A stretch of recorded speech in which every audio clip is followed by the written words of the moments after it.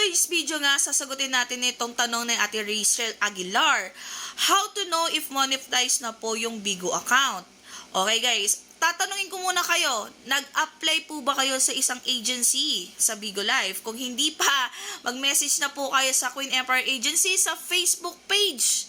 Doon po tayo mag-apply ng inyong applications para maging official Bigo host na kayo.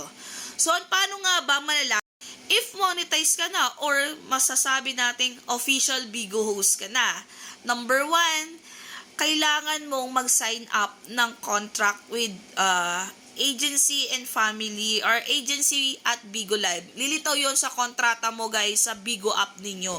Kapag nag-apply kayo sa agency, tinatawag itong sign with us. Okay? Pag may sign with us kayo guys, nanghihingi ng mga information ninyo doon. Magpo-provide kayo ng ID.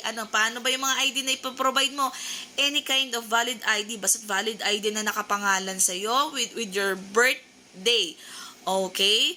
Okay, front and back picture ng inyong ID and then selfie together with your ID. Ganon.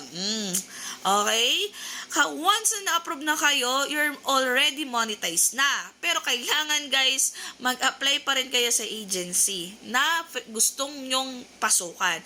Take note guys, once na nakapasok na kayo sa mga agency na yan, hindi na po kayo required or hindi na po kayo makakapasok sa agency namin. Pero welcome po kayo kahit may agency na kayo, no? May agency na kayo, na-activate na kayo ng agency, no? Tumatanggap naman po kami sa family namin sa Bigo Live, okay? And special announcement po pala, no? Shoutout po pala kay Maria. Shoutout po pala kay Josephine. Yan.